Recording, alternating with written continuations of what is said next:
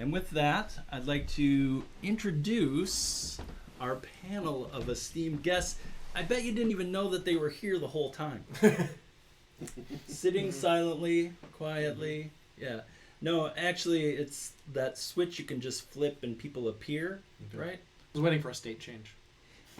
Exactly. You were muted until then. Well played. Brilliant. So on my left immediately here, I have, would you like to introduce yourself?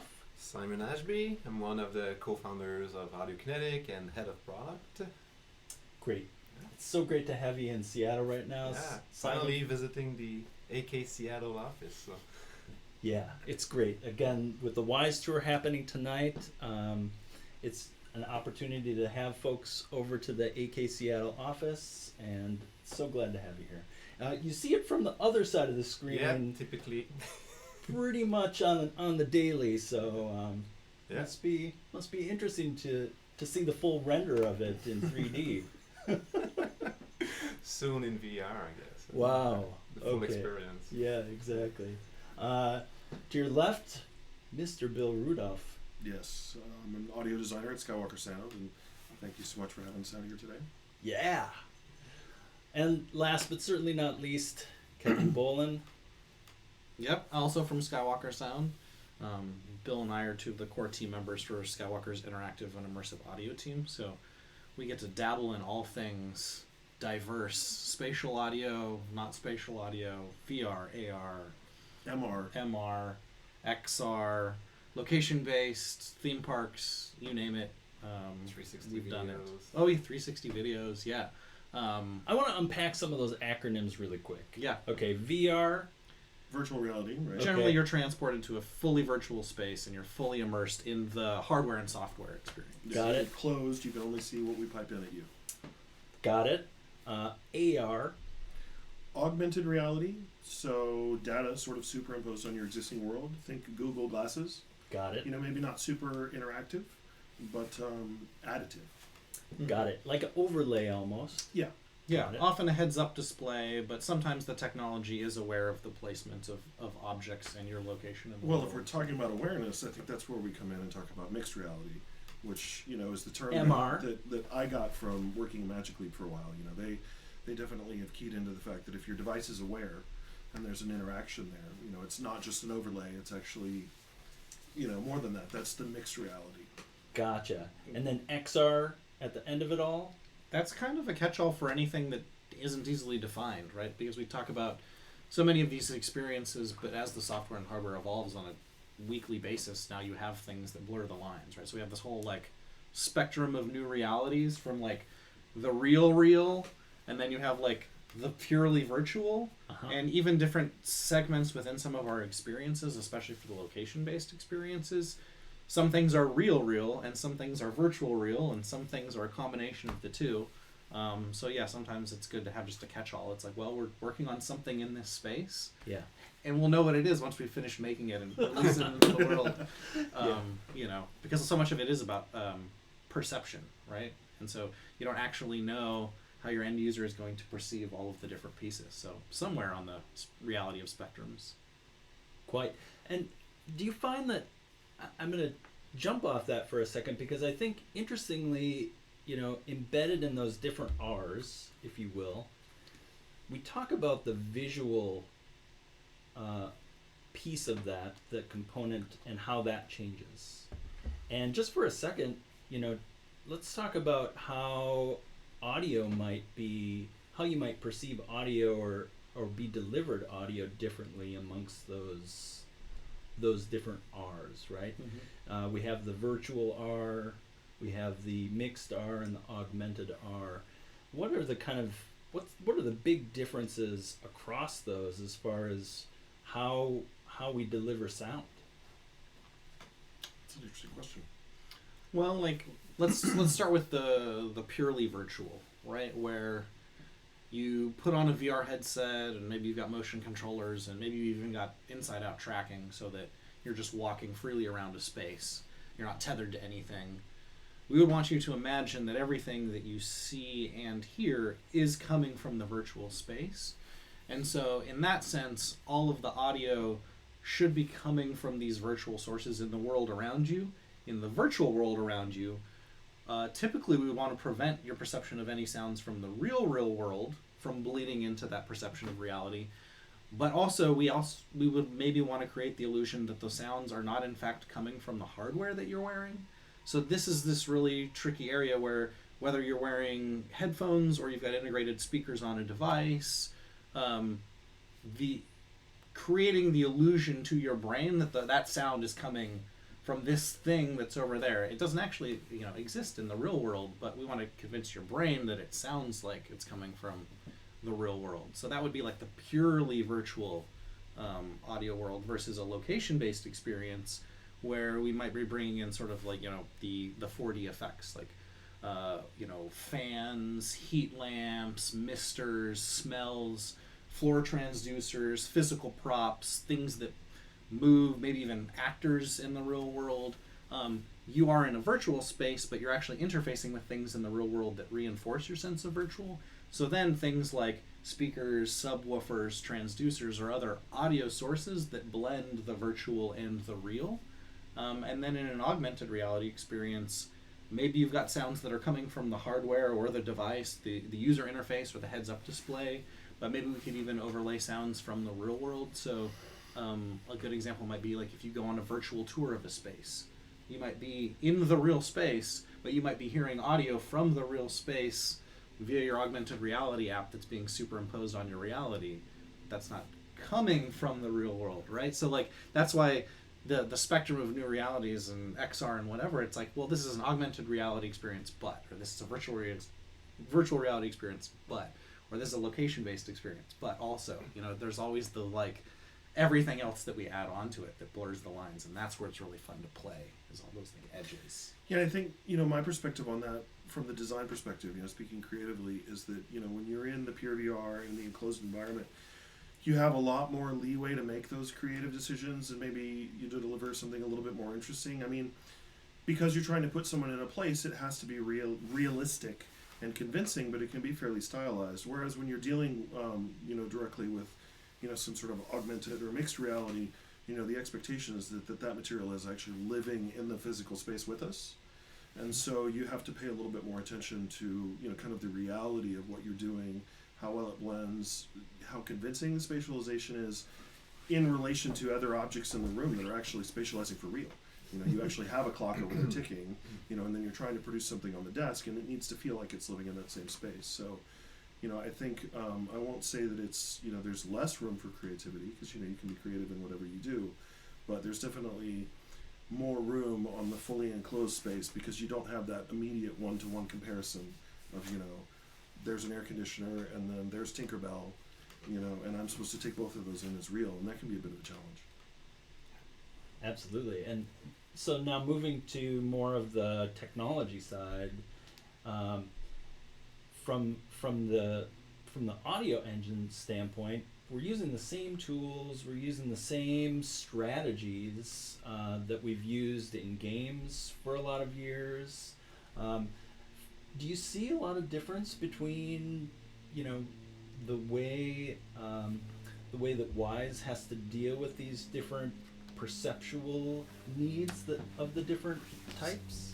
So I think the bulk of the tools seems to be useful for both reality, be it just a plain video game on screen or AR, VR. But what I heard from people doing AR, and that's a question for you guys, I don't know, but they were saying that especially in AR, the number of points they have for attenuation curves, for example, was probably 10 times more than for video games, because they really wanted, like, you can pick an object that is emitting sound and move it just really close to your ears and back there. So I'm guessing that... Yeah, it's difficult because, as I was saying, it's like those things have to exist in a world of constant comparison.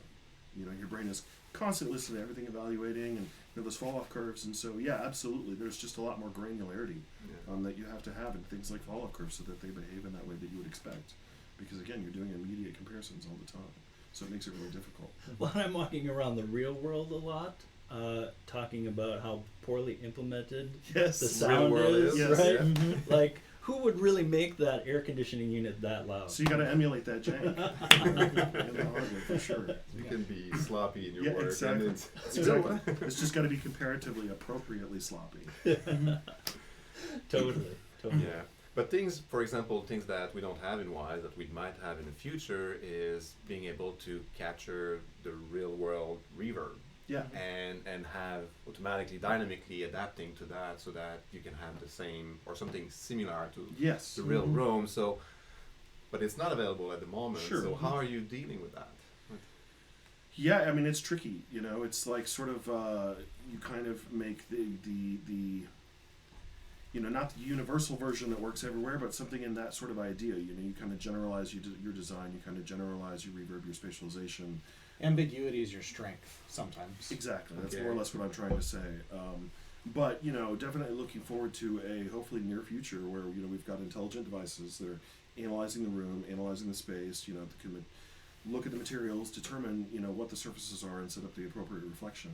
You know, I mean, I know that work is happening. You see the great visual tools right now Sure. they're doing with like spatially mapping things visually in order to get, you know, walls, objects, etc. mapped.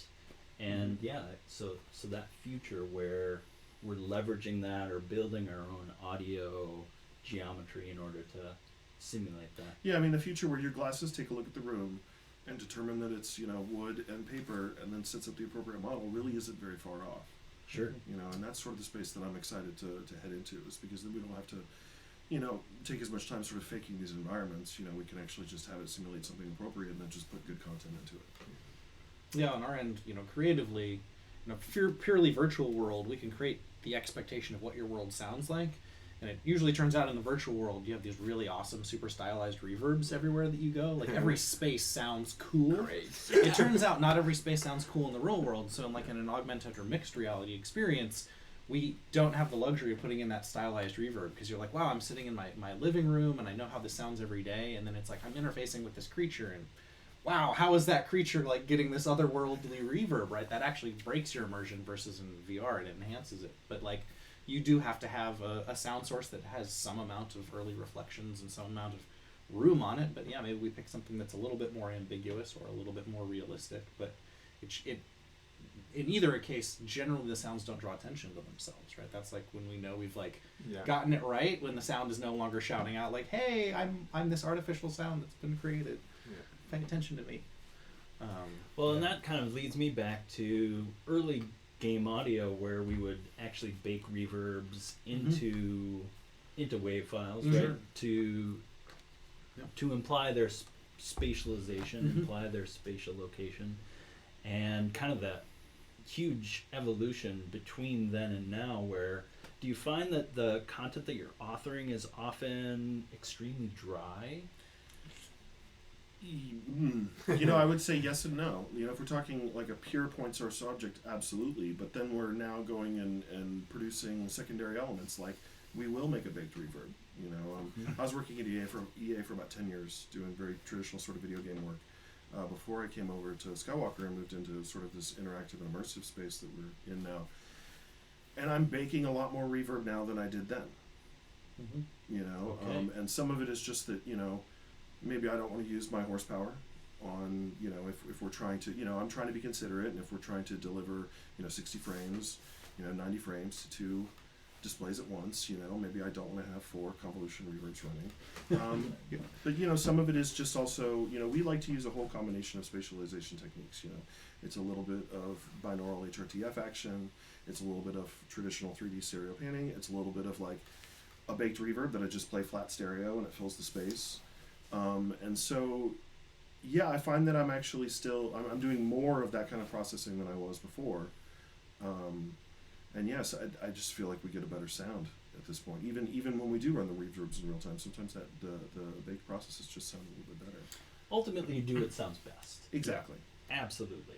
Absolutely. Yeah, a simple scenario that I often think about is something that, on the face of it, you'd often think that the tools exist to be able to simulate those things and be able to do all of the effects and processing in real time. But like the idea that I'm in a room with a character and the character walks through a doorway into a different space and keeps talking to me. So, you know, in one of our experiences, that simple walk and talk with a couple lines of dialogue every one of those lines of dialogue, because we know how close or far you could be, we bake a certain amount of processing into each one of those lines of dialogue, because the nice thing is like, well, if we know that the character's gone through the doorway, we need to sell the illusion that there's reverberation that are coming from that character, but it also needs to be, in the space, but yes, also in the point. Yeah. So, in Wwise, a simple trick is just to have a bunch of different layers of differently processed things with different distance attenuation curves for the volume, for the filtering, for the reverb that's already on those things, in addition to baking all of the same processing into those wave assets. We've now actually multiplied the amount of manipulations that we can get in real time with very little real-time resources, right? And then you just put that through a real-time reverb that glues everything together, and you can have a massive amount of dynamics just within 2 or 3 lines of dialogue based on a very small change in perception. But crossing the threshold of a doorway in virtual reality is a totally different experience, Yeah, well, and Sophia in the chat room is commenting, awesome to sample the room's reverb by asking the user to say something and match it procedurally. Oh, absolutely. Or a hand clap to impulse your space. Yeah, like a series of, you say 3 things, you do a hand clap, you do a finger snap, and then it figures it out and you're good to go. Yeah. That's where I'd like to see us going, and I really don't think we're that far away from that. Yeah, I would really like the user customization process to be gamified, though. So as part of your onboarding into the experience, you engage in organic activity that configures the world for you. Right. I mean, just like they try to do with, hey, look up, and then depending, if you push down, then they set your controller to where down is up. It would be fun if we had similar sort of setup for audio. The gamifying, like Kevin is saying. Yep.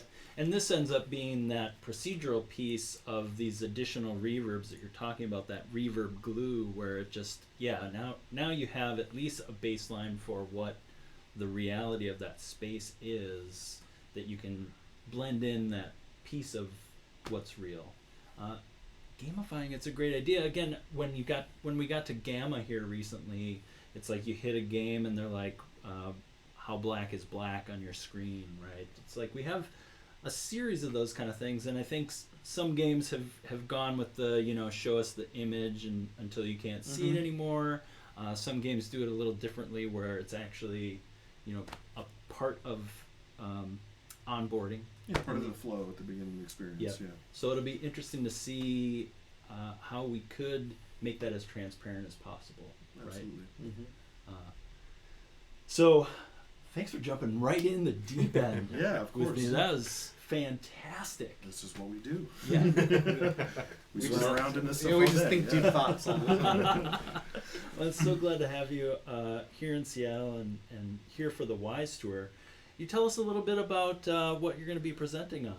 Sure. Yeah. So, unlike a lot of the other presentations and conferences that we've been to, we're actually going to get the opportunity to do a quick showcase of 3 different projects that we've worked on that span the range of those realities that I talked about.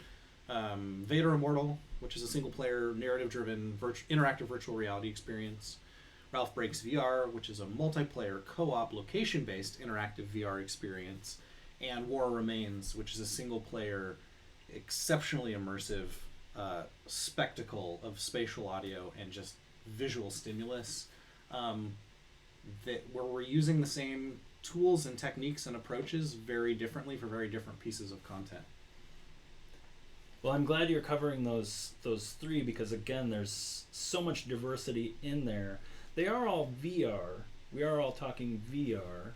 We are, which has been a lot of our work in the last few years. I mean, that's not exclusively what we do, but these sort of large-scale VR experiences have become sort of our bread and butter. But they're all very different, like you said. Absolutely. I mean, there's a wide spectrum there, both in terms of presentation and material, and even who the expected end user is.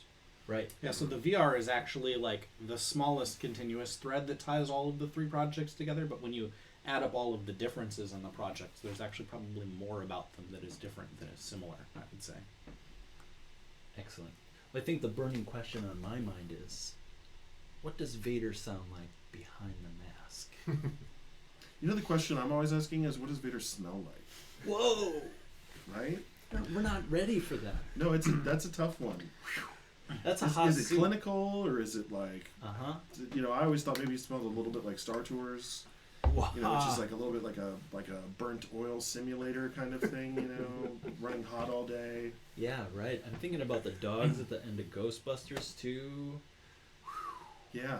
I don't know. It all comes back to ILM. But yeah, funny you bring that up because that really is a recurring question in the office: is what do you think Vader smells like?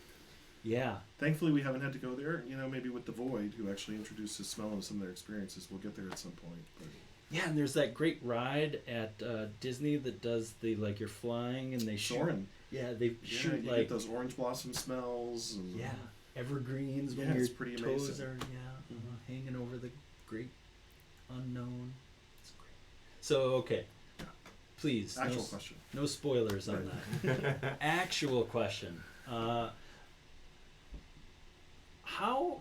I guess I would ask this question. We are doing a Wwise live stream, right? I would ask the question of, how empowered do you feel with Wwise right now as being able to accomplish what it is, what you're trying to get out of your head, or what you're trying to put into the experience. Like, how is it? Well, I mean, one of our interesting approaches, because we are coming from Skywalker Sound, which is film post-production, even though Bill and I and Paul Stoughton all worked at EA Visceral Games, and we came from the AAA background, now we've done work in film and now we're doing work in VR, and these are very different ways of approaching things. In the game world, it might be fine to immediately say, okay, great, we've got all this great content, we've got all these great systems, but we really have to deliver on this consumer platform. We have all these memory constraints, and you start talking about compression and fidelity and all of these things. Coming from the film world, the sort of expectation is, we're working at 2448 PCM wave, theatrical full bandwidth speakers, and so one of the nice things that we can say to anyone from the film world who's not educated in the game audio world is like, well, we can just sit down with your cut session, your mix session, your Pro Tools session from the feature film mix. We can take assets directly from the feature film and put that directly into the audio engine for playback at the same fidelity for the end user. So the fact that it's the minimal amount of steps and the minimal amount of change to the intended fidelity of the content is pretty impressive, because, if we're making an environment from Ralph Breaks VR that is been created in Ralph Breaks the Internet, it needs to sound like the internet from the films, and we'd like it to sound as much as like your theatrical impression as possible when you were there in the theater with those characters in that space. So for me to be able to look at a Pro Tool session, break out beds and objects, throw them into Wwise, make some seamless loops, make some emitters, pan things in 2D and 3D, it's really nice to make all those creative and technical decisions without having to think about all of the data and the management and the compression and prepping things like, do I really need to pre-master these assets before I throw it into the engine? And then in Wwise, we can make all those decisions on a class basis or an asset basis. If we do need to optimize for mobile devices or whatever, we can make the decision about how much to compress those things after the fact, and it's really easy to do that. So our initial impression with the tool is always just like bringing all of the assets in, and you've got the same palette that you did in your linear editor, but now you're in the game engine, so that's been really empowering, is just to be able to drop things in and immediately go to work. Again, it's that translation between tool sets and workflows between the different industries, and I guess I will again kind of set the Wayback Machine to a time not so long ago where you would downsample your waves to 8K just to ship them in your title, right? Sure. Yeah, and you wouldn't import anything into the game engine if it hadn't been normalized, basically, right? Yeah, I used to joke that I worked at a sausage factory. Yeah. And you'd listen and be like, it doesn't sound that great. Well, it needs more blue. And you just compress things a little bit harder when you would run them in, and we don't really have to do that as much anymore. Right. I'll admit I still do that sometimes, but that's a different discussion. Well, because it's a creative choice. Exactly. At that point. Absolutely. Yeah. I think it's nice that the technology doesn't make as many creative decisions on your behalf about things like dynamic range and frequency response and bandwidth. One thing that's really helpful for us is, with the nature of the projects that we get, and the timelines that we're on and the size of the teams, we can't always get the engineering support that we would want in a perfect world to deliver all of this crazy audio functionality that we might like. And we work on such a diverse variety of projects that our needs are often quite different from project to project. And I could see a situation where it might be difficult to get some of these things that we would want to try to sort of push the envelope a little bit. But thankfully, when we use Wwise, most of that stuff seems to be built in, and it's a flexible enough system that pretty much off the shelf has been able to drive the audio in this diverse range of projects without us like taking a lot of time from the engineers to add all these functionality or expose all this stuff for us. And that's actually a really big deal with as fast as we need to move and the way that we like to interface with the teams. I don't want to have to be bothering the engineer every third day for some sort of new function and then spend half a day explaining why we need it. When it's all already in there and it's fairly configurable and we can just get right to it, that saves us a lot of time and lets us focus on maybe more interesting solutions than we would come up with if we didn't have that kind of functionality available to us. There's probably plenty of tools that you leave in the toolbox at the end of some projects that you never reached for. Sure. Right? But the fact that they're there and ready to be employed to, empower whatever creative idea you have really is the strength of having a toolkit like that in place. Because you want to reach for the wrench, it's there. Yeah, it's already there. Yeah. It's well documented online. There's a community of people who can talk to me about that wrench. I mean, Yeah. it's actually a really big deal, especially coming over from Electronic Arts, where everything we did was our own proprietary in-house engine, and then somebody hires that guy. And then all of a sudden there's a huge, like the brain share, a big synapse is missing, and it's just like, the months that it can take to fill that space back in. And I mean, that's been an incredible thing of working with Wwise. It's just the community and being able to ask questions, without having to bother anyone. Well, and I'll piggyback on that and say just like the language component with being able to discuss these things amongst professionals, right? Like, it wasn't that long ago that you couldn't even you couldn't say event and have it mean something to people. You had various different terminologies, cues or action sometimes. Yep. Yeah. Lots of different terminology that got thrown around. So when the rise of audio middleware kind of in the last 10 years established itself, all of a sudden we were all using the same words to describe things, and it wasn't all just technology locked behind the door of a studio. Sure. So we didn't have that fear of NDAs in place. Sure. And we could, again, like, it kind of democratized our ability to share. Yeah, then we could talk like grown-ups. You could. I never would. In spurts. Yeah. Yeah, so when you were, when Wwise was kind of picking up steam, and naming is hard, right? You start discovering that, right? How difficult it is to find the right words. Yeah, exactly. And especially from a bunch of francophone people at the office in Montreal, sometime, yeah. Yeah, because naming things is hard, right? But, and there's a lot of terminology in Wwise that takes a while to get your head wrapped around, right? The idea of containers or sound objects, game objects even as a concept in the game world is something that takes a little bit to get into, right? I think you got to get down with game objects pretty quickly if you're going to survive. Yeah. Even though some game engines will call them actors, entities, and so on. Yeah. But we had to pick one. So. Exactly. But again, like it gives you that ability to share across pipelines, to share across workflows. I don't know, how conscious did that feel as you were making those first strides to terminology and Wwise, that you were helping to define those for the future? What we were seeing was maybe not necessarily the name we were choosing and so on, but having contractors that can be hired at the end of a project, for example, to give help and so on. They might know Wwise already. And as we were growing, now it's quite easy to find somebody that knows Wwise, that you can just put on some whatever task or whatever levels, and you know that this person knows how to use the software. You still need to know the game and the content and some things, naming convention for the asset, that sort of thing, but at least you don't need like a month or two of ramping up to get there.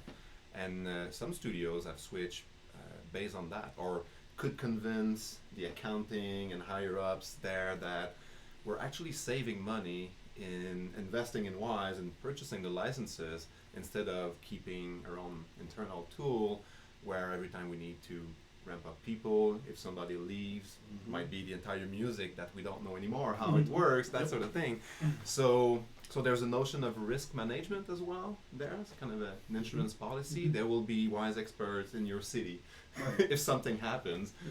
Worst case, you fly them, but or they work remotely. Yeah, which is a distinct possibility these days. Yeah, and that took more time than we first expected. I was expecting that rapidly people would just work from home or their studios and so on and get access to source control remotely.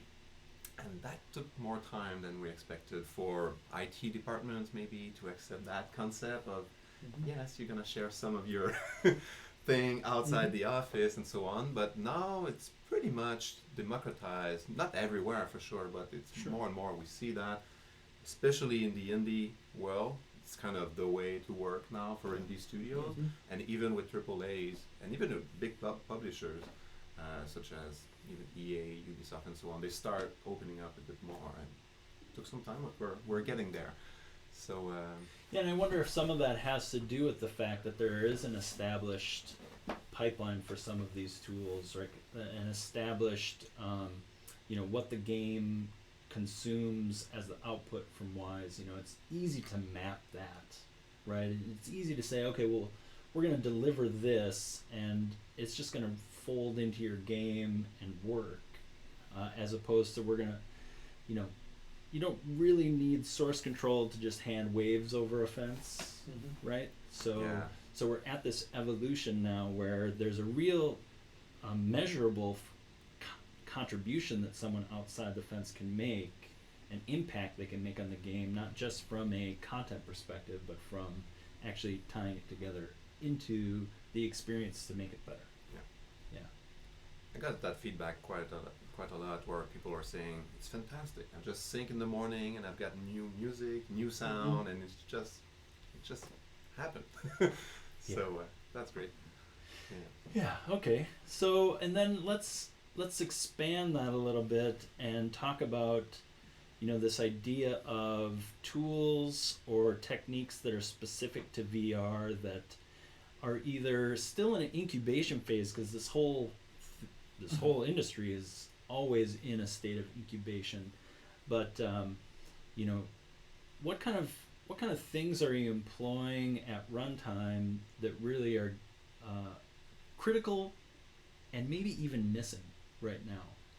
And when I say critical, I think about spatialization and how you interact with that to author that, and I think about just even techniques that are your go-to right now, from the projects you've worked on, from what you've learned. Well, something that we do quite a bit that helps with both the creative control of the assets but also our agility is we pre-render a lot of binaural content in advance and import those as assets for playback, so that you can use whatever binaural or ambisonic panner in order to HRTF encode assets for playback. When you have assets that it's important that they're externalized, like coming from the virtual world outside of your headphones, but it's not important that it's coming from a positional point in space, and it might not even be narratively or from a gameplay mechanics perspective important that it actually rotates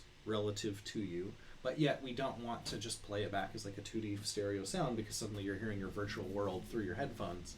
And what I saw you do there for a second is, you put your hands around your ears. What are you implying by that in comparison? It's when you put on your headphones, right? So yeah, when I'm walking down the street in the real world, I'm making a informed decision, right? That's like user agency, that I'm going to put on my headphones and I'm going to turn on my personal playlist, and now I'm choosing to block out the world in order to enjoy my own audioscape. Yeah.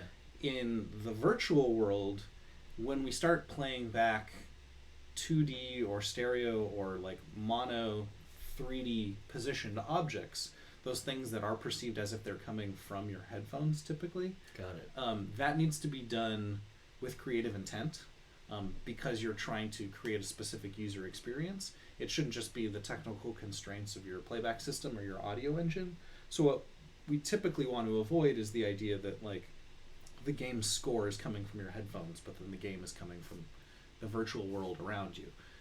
But on the flip side, in feature films, the music montage, right? The epic cinematic climax of your character's journey through the film that needs to be summed up in something that allows you to time lapse from who they were to who they are now in order to like achieve the epic ends of your film, right? Like there's still value in doing that and having that created user experience, but we want to choose when and how to do that. And so that's something that we can do with like mixing and matching HRTF versus true stereo for things like score or music, or for ambiences, even for dialogue. So when we want a moment to feel more cinematic, typically what we're talking about is using more 3D positioned and 2D sounds than HRTF. But when we talk about making things more immersive, we generally push more things into the real-time binaural spatialization.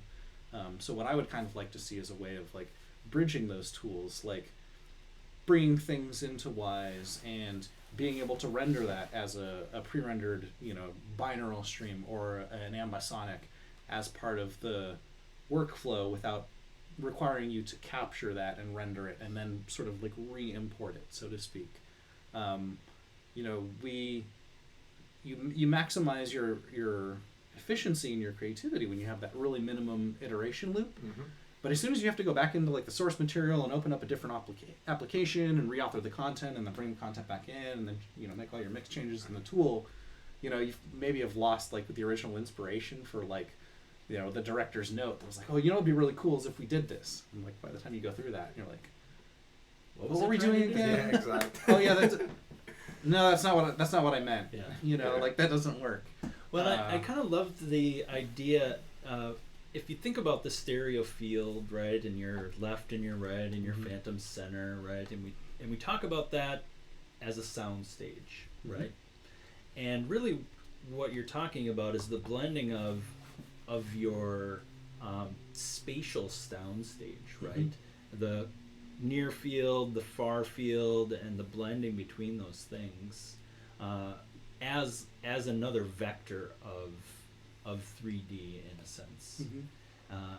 And I think that you're approaching it from the right angle of what's the intention, what's the emotional intention of manipulating that space, and the tools. Yeah, I think they over time hopefully will Mm-hmm. catch up with that intention. Right. Mm-hmm. Right now there is a bit of iteration in there for sure. Just speaking on what Kevin's talking here about using binaural techniques to sort of externalize and kind of open up the space in some ways, and doing that with creative intent. Early on when Kevin was experimenting with music and we were building up mixes on some of these things, my sound design and everything would be getting really cluttered and the space would feel over full, and then we stack music in there. We found often that externalizing the music in that way and binaural processing sort of moves it further out, and then I have that closer sound field. All of a sudden it really opens up and all the sound effects are able to speak a little bit better and everything just works a little bit better and glues together because we've sort of widened things out and moved it away a little bit, so sometimes it's it's a creative choice because we're looking for a certain way to convey the space, but also sometimes it's a fabulous mix choice in an overcluttered mix, to start using those techniques to space things out a little bit. Yeah, in the film world, we talk about, how we're utilizing the screen channels, right? Typically, it's like a left, center, and a right that's behind the screen. That's all of your important on-screen dialogue, sound effects, Foley, and often music. And so with the immersive film formats, you've got the ability to start positioning music off-screen, bringing it out into the room, surrounding the sort of like on-screen narrative. And I think that absolutely applies to virtual reality and even augmented reality. Instead of a screen, we're just talking about your field of view. And so to have the score and the music in the experience with you, but not necessarily like source music, like coming from that position, but not having it on screen gives you a lot more opportunity to tell the story with the dialogue and the sound effects and the music in parallel, as opposed to them competing with each other. Because when you're competing for those 3 screen channels in a feature film mix, you can't play all 3 of them at 100% at the same time, right? It becomes a competition, and it really should be a cooperation. And I found that sometimes the ambiguity that comes out of these plugins, you know, if you wanted to use it to specifically spatialize something, you'd be like, it's kind of over there. Actually, when used in this sort of context, works very well, you know, because that ambiguity pushes it out, but it doesn't necessarily give you that hard point, you know, which would then interfere with all of the other stuff once again. So quite often when you have music and dialogue, you're going to use sidechaining to get the music shocked, especially with EQ sometimes, so you still have your bass and your high end. So when you externalize the music, are you still doing sidechaining? We are, but usually we're very specific that it's like frequency dependent, so just driving the gain on a band of EQ and whatever is most likely to compete with the dialogue. We also found that a little bit of sidechaining everywhere goes a lot farther than obvious sidechaining. You know, the most immersion breaking moments are when part of the world or part of your perception changes drastically and you're not sure why. That's fine if it's like your creative intent. You're like, we really want the player to be discombobulated at this moment. We're going to make a massive change to their perception because maybe something's exploded and now they're waking up, right? You know, but when all of a sudden like a loud line of dialogue, you know, ducks the score out of the way or ducks the ambiences out of the way, that can be really confusing. But you can get away a lot with maybe hard ducking specific elements of the hard effects, but leaving the ambiences and the score flat. So with a little bit of sidechaining, we can pick and choose which things we're sidechaining instead of sort of ducking everything. And sidechaining, just, you know, terminology break here for a second. Simon? Well, just this relationship of a group of sound, a bus typically will be able to duck down another group of sound, either in volume or if you insert an EQ there and you're just writing the gain of a band so that you can just notch down the place where the dialogue typically hit there. And that's using the amplitude of a bus to drive the value of... So typically in a Wwise project you use Wwise meter effects that are just a way to read the amplitude of the signal, and that will be transformed as a gain parameter so that you can create RTPC curve on the receiving end, the place that will be ducked down, and that is just an RTPC, so it can be applied to any property of that object or an effect inserted on that object. So that's where you put your EQ when you just drive a band or multiple bands depending on the type of games, or if you do racing games, like it's really intense where the motor is, the dialogue is about at the same place, and metal music again. So all competing for the same. So, well, it's interesting. I'll take a segue for a second because, you know, we talk about some of these techniques as well-established tools in the toolbox, right? And as you were explaining it, you know, fundamentally, we're metering the amplitude of a bus. We're converting that into a gain parameter that can be used anywhere in Wwise. Typically, we're using that to drive, you know, the volume of something else or the frequency notch volume of something else. You could just as easily throw that onto a flanger and do flange speed sign chaining for your vehicle simulation, for your spaceship. Sure. Right?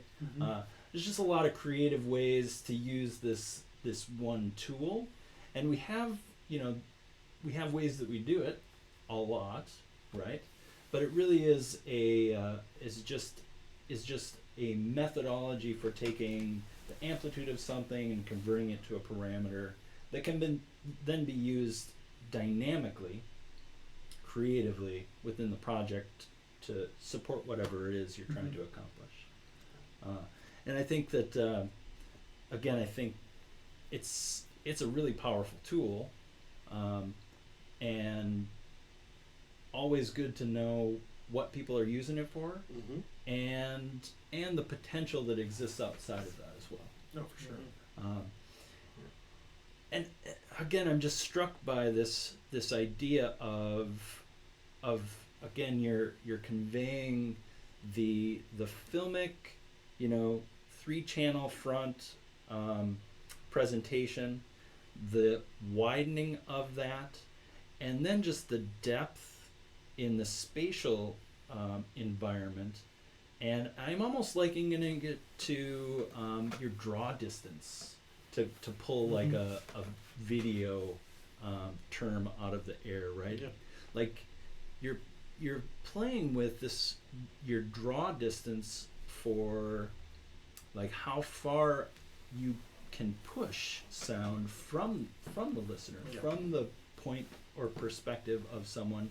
And that's not the same as an attenuation fall off over distance, right? This is actually the pushing of the perceptual distance Mhm. of those objects. It's like sort of more of the resolution of your depth of field as opposed to just the presence of an object in that soundscape, right? Like if we're doing everything with just volume and panning, it's how much or how little of a sound do you hear and where is it coming from.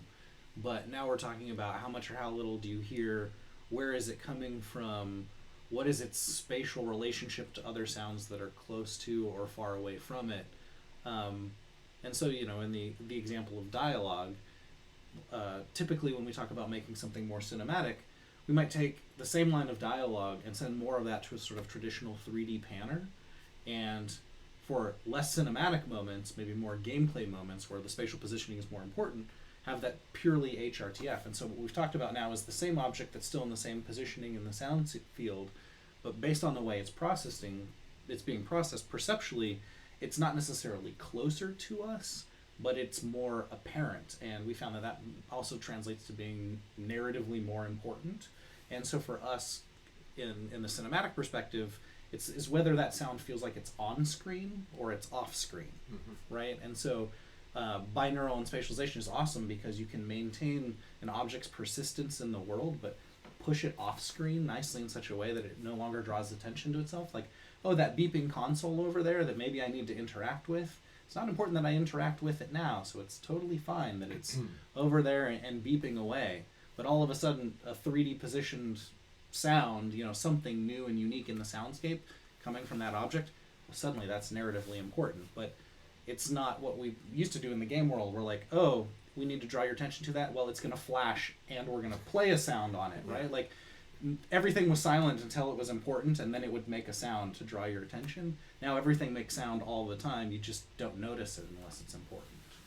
And as part of that interactive mix, you're choosing the focus, the audio focus of something, and using that tool of its spatialization or not to bring that focus.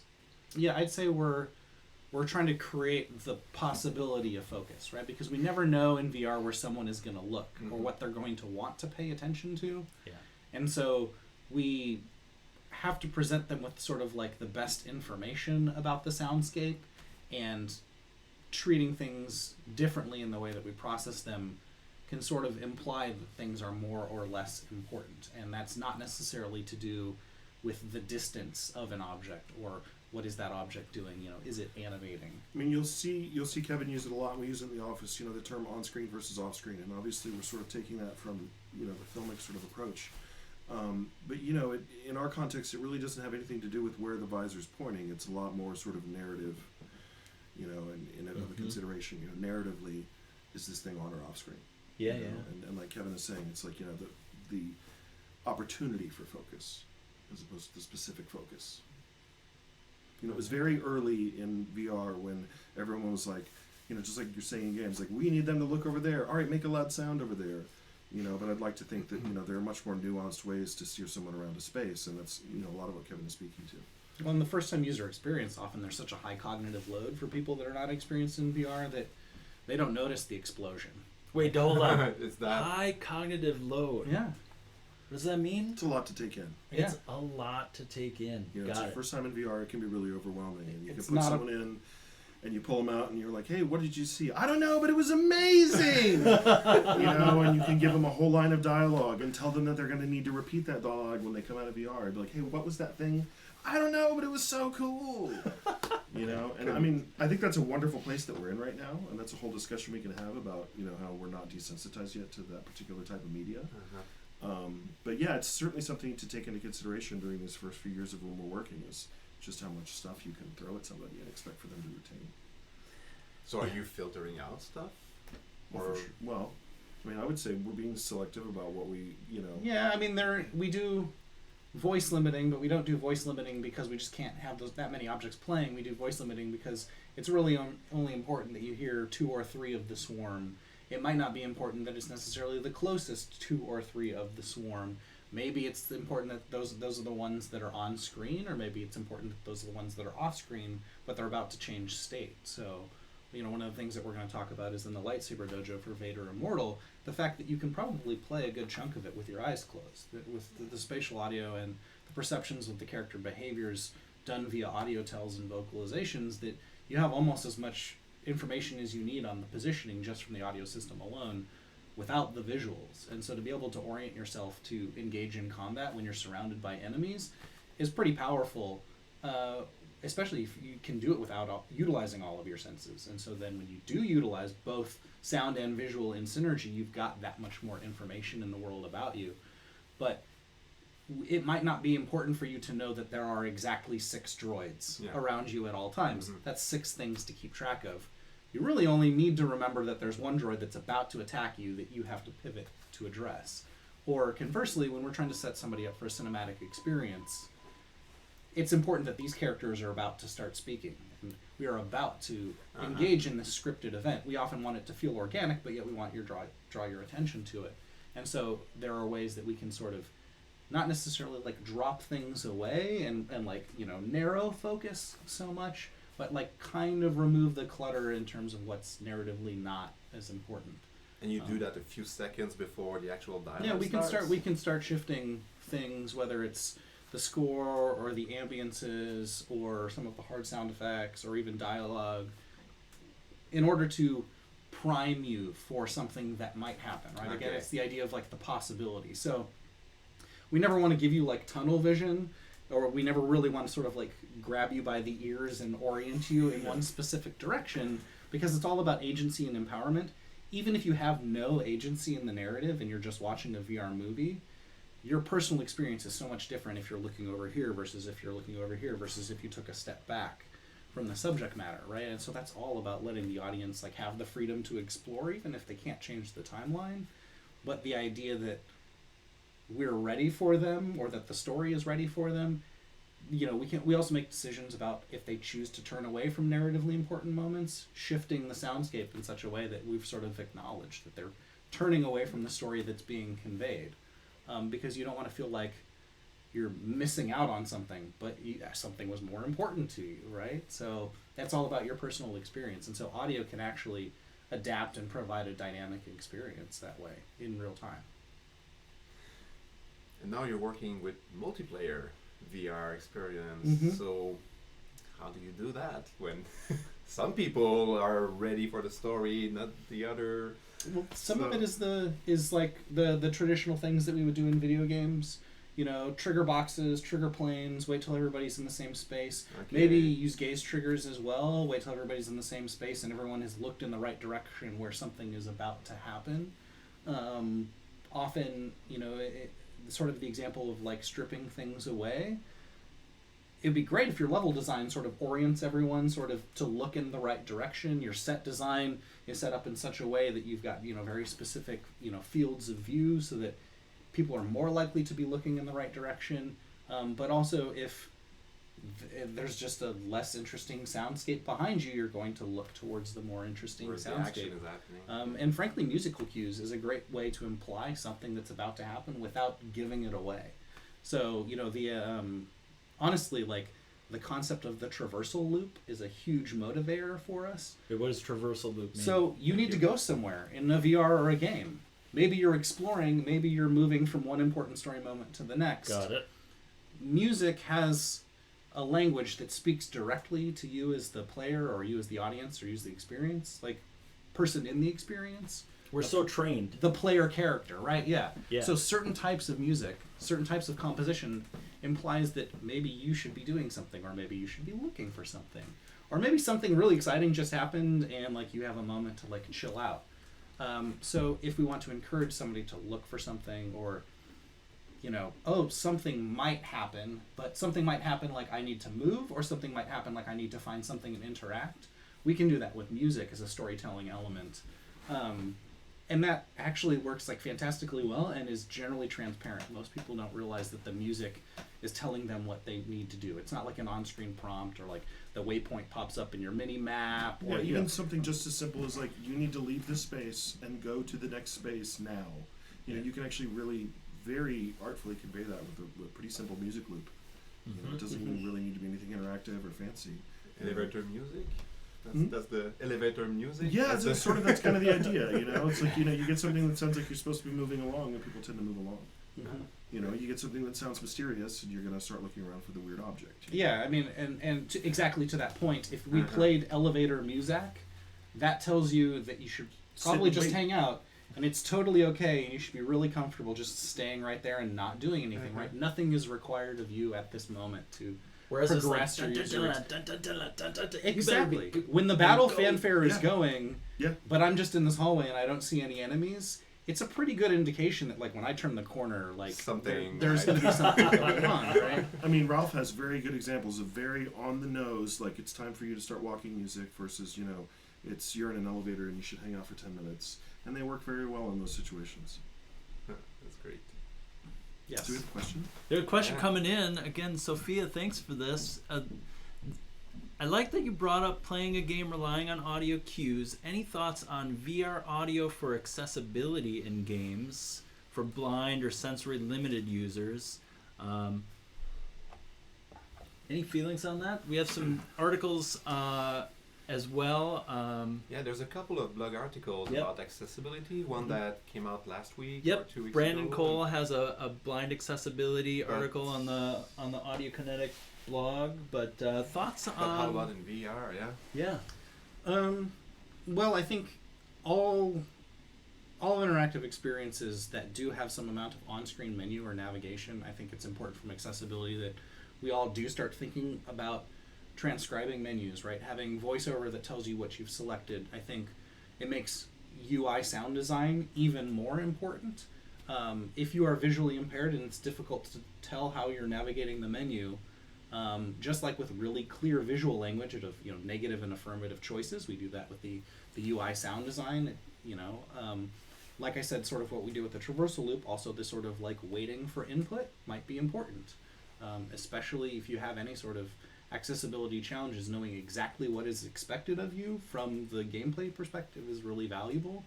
And building in that kind of thing, again, screen reader type functionality as part of your menu navigation system, for instance. I would like to see all of our virtual characters evolve to the point where contextual prompts are just the norm. Like, the character reminds you what you need to do. The character gently reminds you what you need to do, the exact mechanic, especially if it requires action. That's another accessibility issue. Whether your VR experience is one-handed, two-handed, it actually requires you to reach out and grasp things. Range of motion becomes a whole issue. So the thing, interact with the thing. Interact with the thing in this way. Interact with the thing in this way that's right there to your left. That's right there close to you to your left. Maybe you need to walk over here and do this. Like, the nag lines and prompts in our experiences should actually be this organic user experience, as if someone was giving you advice or help in the real world. I think that's a fantastic opportunity for us to help with accessibility. And also in the same way that you would deal with visual perception. Color blindness is an issue for visual design. We have to acknowledge that not all users have the same hearing, especially when we've dealt with generic HRTF issues. Some people will have ambiguous perceptions of sound. That's one of the reasons why for us combining the 2D and 3D and HRTF is important, so that if you don't have the full frequency response in one or both ears, we have to acknowledge that everyone's going to be on this spectrum of hearing. but giving everybody as much information as possible consistently, I think will help everybody have a better experience. Well, and that kind of dynamism of prompts that you were talking about, I was at XRDC last week and saw a great talk, kind of post-mortem-y on Blood and Truth, a VR title for PSVR, made by Sony London Studio. And they had a really interesting interaction that they had created. You need to, as your character, you need to go undercover, right? So they're like, hey, here's some glasses. Try these on. See if you look different, right? So they're handing you these glasses. And at this point, they built in about a half a dozen different ways that you could interact with this, right? Put the glasses on and, how do I look? Or you could just start like throwing them at people, and depending on who you threw it at, they would react in their own way and throw them on the floor, and they would start, calling you names. And it was, again, I think this is that level of dynamism that what you were talking about kind of hints at, is where you have this more natural rapport with the agency that you're given within a game, right? And building in that those additional levels of randomness or specific guidance towards narratively focusing your player, whether that is the music telling you where to go, or more literally, guiding you in your interaction as a function of accessibility. Right? I could also see even allowing sort of user selectable balance between like narratively important versus gameplay elements. In the same way that you maybe allow people to control dialogue, music, and sound effects. Maybe we start classifying our soundscapes differently beside just their functional groupings, right? Because dialogue, music, and sound effects can all be narratively important, but what if you're challenged to filter through all of that audio information and you still want to engage in the story? Or what if the story is less important to you, but you really need additional assistance really enjoying the gameplay mechanics, right? Like, I'm someone who's constantly challenged by playing a new game or a new experience by mastering the mechanics in order to like feel like a competent character in the virtual world. I don't like to be challenged in that way.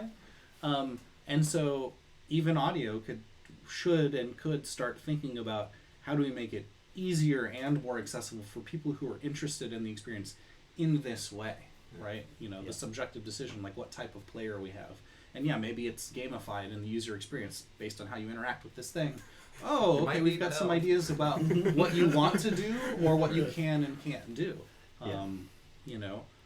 Also different modes of interaction. We do that a little bit with, different modes of locomotion, like whether you use thumbsticks to throttle or whether you use teleportation. I think all the sorts of gameplay mechanics and interaction have to start thinking about different types of users based on what they can do and what they want to do. Yeah. Well, let's shift to talking a little bit about a location-based experience that you worked on called War Remains, because I think there's something to this.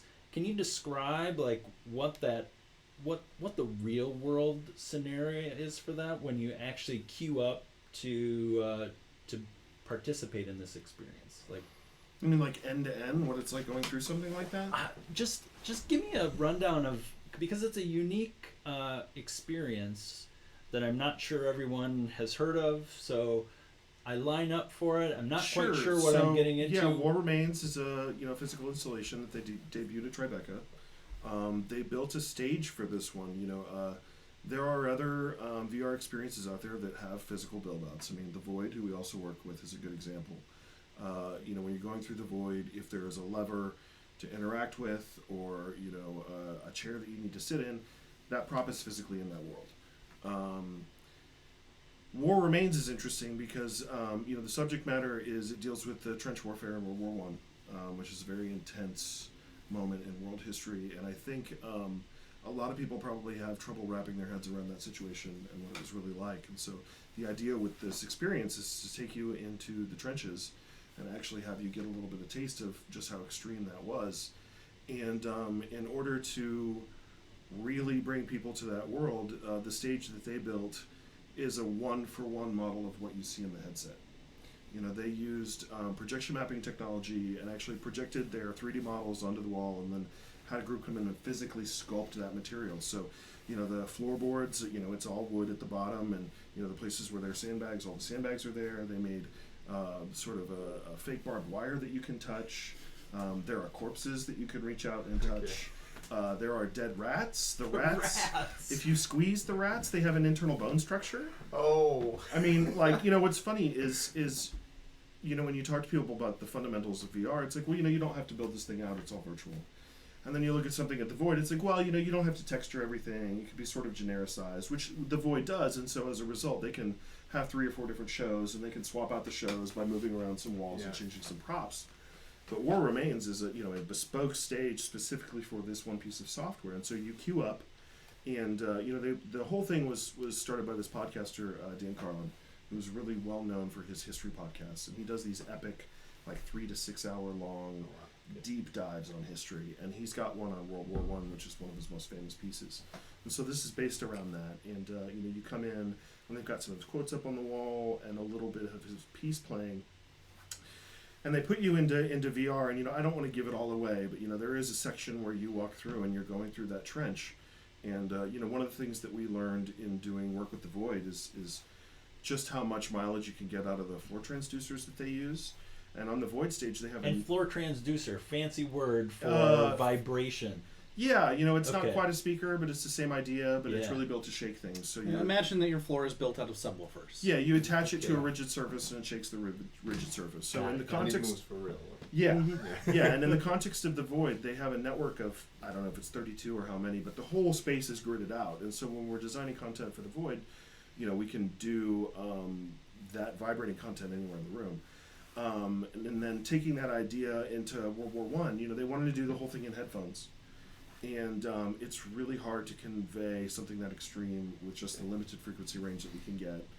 And, you know, Tribeca, they wanted it to be a relatively quiet installation, so we couldn't bring in giant subwoofers. You know, we have another piece of ours, Carne Arena, and that, the original installations employed huge stacks of subwoofers and massive SPL levels.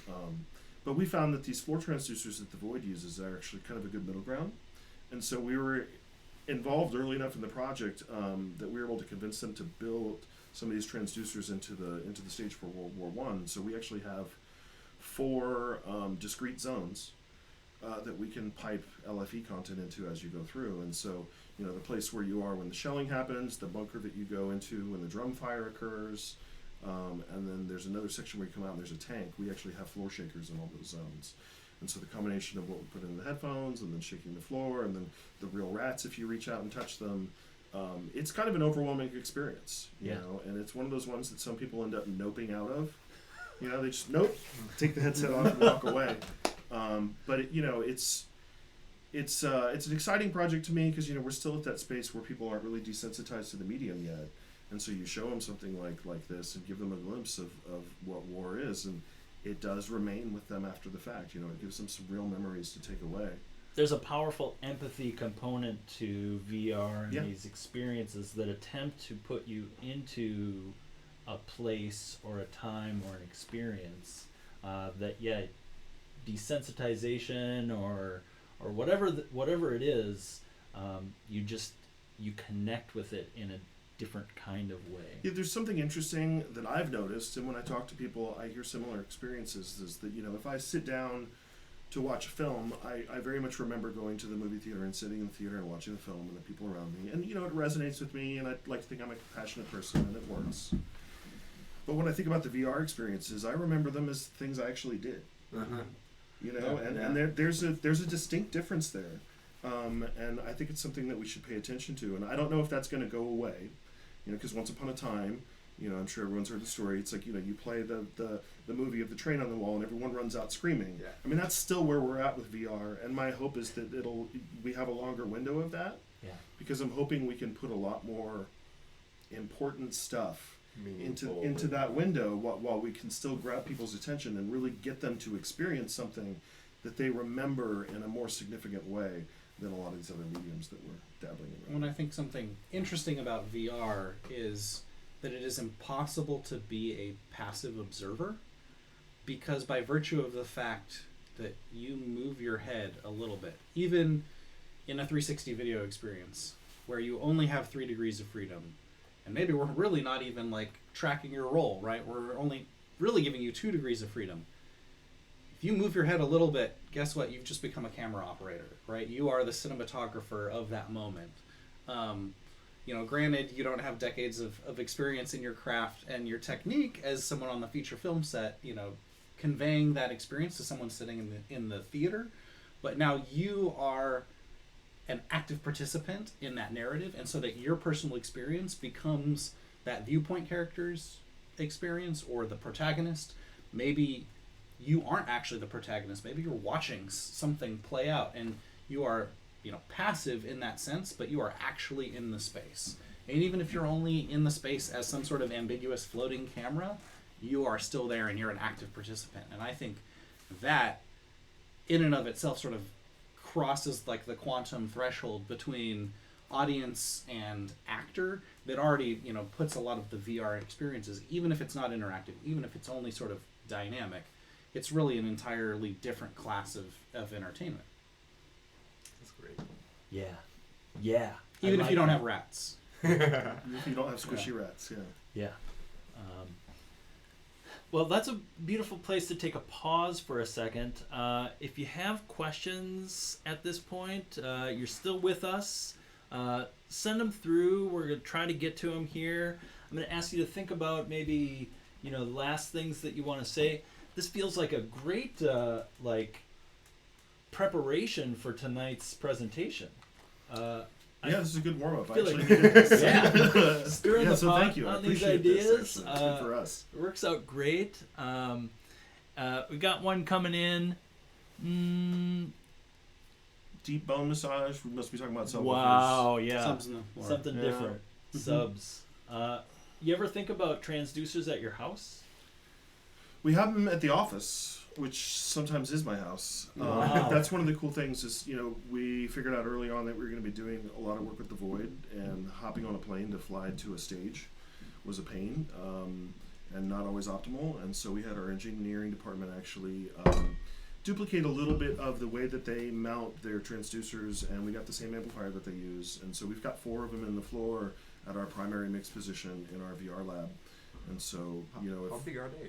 the transducers are about this big. Okay. And it looks kind of like a weird sort of a puck, sort of a UFO-shaped disc, and then it's got a sort of a screw that goes down the middle, and you just mount that screw into something nice and rigid, and it'll shake that whole surface. So we've got floor panels that are maybe 4 feet by 4 feet. Yeah. We have 4 of them in close proximity. But I mean, you could mount them to individual floor panels or to consist larger panels. Just like at Skywalker Sound, where our mix stages simulate kind of what a movie theater would sound like. We're targeting the end listener experience. It's just the same thing with our floor transducers. We try to use the same types of headphones or the integrated hardware that our users are going to be listening on. Try to simulate the same way with the floor transducers. Anything that's driven by audio, we want to know what it feels like to be the end user, right? Not just the creator that's going to make this thing and then send it off into the world, right? I mean, at Sky, when we're talking about our mix stages and in the context of films, those rooms are tuned every morning before anyone starts working. They're recalibrated, and 0 is 0 there. And you can walk into a room and have a reasonable expectation of what it's going to sound, and that translates to another space. And that's fundamental of the way everything is done in our building, and we try to carry that over to our VR. So, and these interactive projects we've been doing. So in the context of the Void, we have a hollowed out headset with the actual soundboard that they're using with the amplifier, and it just terminates in a USB cable, and we can plug that in and stick on the headset. And so then I have their headphones being driven by their amplifier, and we have the stuff in the floor, and so we can actually pretty reasonably recreate, what our stuff's going to sound like coming out the other end of the pipeline. And that's huge. And it saves us a lot of time when we actually get to the location. We're not spending a lot of time tuning individual sounds. We're tuning the overall, experience. And most of our stuff is already in the pocket. Yeah, everything is really designed in context. With everything is in context of dialogue, music, and sound effects, and it doesn't just mean that we have to spend all of our time in the engine with everything in context. like in the feature film world, we can be working in a Pro Tool session against a game capture, against stems. We're constantly handing off assets like, oh, hey, here's the new music for this thing. Make sure that your sound design interweaves so that, we don't have to make sort of drastic mix changes in the engine once it all comes together. But if we know how it all is going to translate to the headphones and the floor transducers, then it just makes everything mesh so much more easily. Cool. It looks like we got one from the chat room. On the note of what you listen, of what your listeners hear for a platform like the Quest. It's a loaded question. What do you choose as your reference mix point? The headset, speakers, or headphones? This is from Sound Designer in the chat room. So that's a good example. If we're working on an experience for Oculus, we actually use the Rift S, and the Quest, both with integrated speakers and with our own headphones and a variety of different headphones, because we don't know how the user is going to be hearing it. So all of them are the reference mix, so to speak. There's not necessarily a hero format in the way that there would be for a feature film world. Like, let's say we're mixing this feature film, it's designed to be released in Dolby Atmos. That's going to be like the flagship format. Yeah. You would mix in Dolby Atmos, and then derive all of your other sort of sub mixes off of that. To a certain extent, we need to be much more holistic because we have no idea how people are going to be hearing it, whether or not they're plugging in headphones, whether or not we'll know whether they're plugging in headphones or using integrated audio. So we do have to make sure that something translates well enough. That being said, if we know that we're using, we did an experience that was specifically for the HTC Vive, we made sure that it sounded great on the integrated HTC Vive headphones. And then we made sure that it sounded good on other headphones as well, because who knows what the consumers is going to use. So for any experience that's working on the Quest, we have to make sure that it sounds great on the integrated Quest speakers with no headphones. But at the same time, we're not going to target the integrated speakers at the expense of a user who plugs in headphones. So yeah, it's a little bit more of a holistic approach. So many flavors of headphones, right? And really, it was not so long ago that headphones became cool again, right? Mm-hmm. Sure. Yeah. And I thought something you were talking about yesterday was really interesting, Simon, and that's the quality of headphones over time. And you were talking about just the span of time between like iPod headphones and the current gen of that, and so that was interesting to me. That was a study that. Well, that was working with a mastering engineer in Montreal that has built a rig to measure headphones, their response, and in order to calibrate them or normalize them, so that for a music app where you can pick your headphones from a bank, and you start with a reference, and then they can add other EQs if they want, that sort of thing. So and he was complaining about how bad the iPhone headphones from 2015 were, and then when he had to calibrate the one from 2018, so a few years after, he got back to me saying, "Oh my God, it's surprisingly good and flat now." So wow. He changes mind about that, and and those are really cheap headphones, right? They're not. So it's interesting to visually look at the profiles of all those headphones. And some are special, like the way they favor a certain frequency and so on. Might be with the branding, things like that. Yeah. But Well, and then there's the whole consideration of the amplifier, and how much of a tremendous difference we find that different amplifiers and different types of headphones and with the same headphone set. Same headphones, 3 different amplifiers, totally different sounds, totally different volume levels. Oh, really? And so that's another huge consideration. On War Remains. We actually, for quite some time, we're going to go with an external headphone amplifier because we weren't able to get enough juice down the pipeline, so to speak. But we ended up completely severing ourselves from the integrated wireless system that they use, the Vive wireless system, and we actually just run like an off-the-shelf Sennheiser, like a music wireless system that a stage performer would use. And we got lucky because the little receiver pack has a fantastic headphone amp that gets nice and loud and is very clean. But yeah, definitely on some of these devices, the amplifiers themselves are one of the biggest problems. You know, you can plug any headphone into there, and it's just not going to sound that great. Yeah, and on War Remains, we did know, because it was a location-based experience with the bespoke build-out, that we could recommend the headphones, and so we picked a pair of closed Fostex headphones that really, really isolated the listener from exterior sounds and really, really had a broad frequency range and really, really could deliver on the low frequencies. Yeah, nice stacked low And end. so being able to drive a very specific pair of headphones with very specific content will give you that really optimized experience. But when we talk about shipping something on a variety of platforms and we have no control over what the headphones are, we do have to continually check all those reference points to make sure that it translates well. Nice. Another one coming in from Sophia again. Thank you for all your questions, Sophia.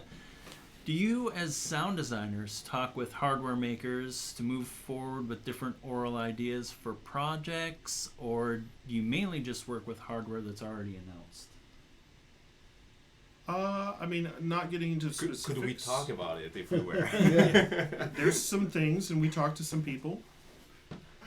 I'd like to think We're that they vocal like with our our opinions about everybody I we mean, meet. we definitely put opinions out there. I'd like to think people listen. The easy answer is yes. Well, the great thing I think now is we have the magic of the internet, and both consumers and content creator professionals and the developers all can engage in conversations. And so it's not like a closed off world where like you're a fan of something and you hope that somebody will do something and how much am I gonna like it. We can all be pretty vocal with our opinions now, and so being involved with all of the different groups on the internet and actively networking and talking to all the developers, we're constantly aware of where everything is evolving, but ultimately we're driven by what our consumers are going to experience. And so we can have these great like pie in the sky ideas, but at the end of the day, we'll make sure that they have a great audio experience, even if it's just on a mobile phone with no headphones plugged in, coming out the sound on the side. And our very first 360 video experience was designed to play that way. Like, we have no idea what they're going to do. I'm going to mix it in a feature film mix stage, and I'm going to make sure that that mix translates to headphones or even to the mobile phone speaker, and that you still get all of the, like I said, the narratively important information translates. Yeah. And I'm going to answer that question actually from a software developer perspective, and I would say that that it's through conversations like this and conversations with folks who are using Wwise that we're able to actually digest the experience that you have working with Wwise towards the next iterations and the next workflow improvements, tools, all of these things, right? Having those discussions from a software development perspective is hugely valuable. So I'd be surprised if from a hardware perspective that wasn't also the case, because I think that as much as you're developing these experiences for the end user, as the makers of Wwise, we are making it for you, for the people who are using Wwise, and that feedback and that exchange of ideas towards where are we building towards in the future is just critical, right? I think we all want to get there together. Yeah, we definitely feel that loop. As users of the software, when the updates come and we see the list of functionality, it's like, oh hey, there's that thing we needed. Oh hey, there's that thing that we always thought would be super cool. And that's consistent on almost every new iteration of the software. There's always, and even with some of the sort of the disparate things that we do, and in some ways, the applications that we're using are not necessarily what you guys are immediately targeting as your primary customers. I mean, this VR thing is still a niche for everybody. But yeah, we see our things in there, and that's always exciting. It doesn't mean we always get to use the latest and greatest version of the software. That's a different story. That's a whole different story. Yeah. But we see those things, and it's like, oh, next year that'll be so great. And we're on our next project, and we can bring in the new version. So it's very exciting. Cool. Well, thanks for joining us today. Such a great conversation, and so great to have your experience as part of the live stream, and then tonight as part of the Wwise Tour. Simon, man, great to have you at AK Seattle. I feel like this is a dream that started earlier this year as I came on board with Audiokinetic, and I just can't say enough good things about my experience so far, and this ability to cultivate these kind of conversations here, both on the ground, virtually, and with the community in general. It's a gift to be able to be here and talking with you all. It's great to have everyone here. And thank you to everyone for joining us today on Wise Up on Air. So great to have you here. Great to have you as part of it. And if you're checking this out after the fact, in due time, we'll have video of all of the Wwise Tour presentations, Kevin and Bill's, as well as James Nixon presenting on the audio for Crackdown 3, and some other partner conversations with folks from Dolby and Tencent GME who will also be speaking to different things this evening. So if you're joining us tonight, I can't wait to see you in Seattle. We had a little bit of sun this afternoon. Hope it holds out. Otherwise, we'll be wet and wild. In the meantime, take care. Take care of each other. Take care of yourselves. And we'll see you next time for Wise Up on Air. Right. Thanks a lot.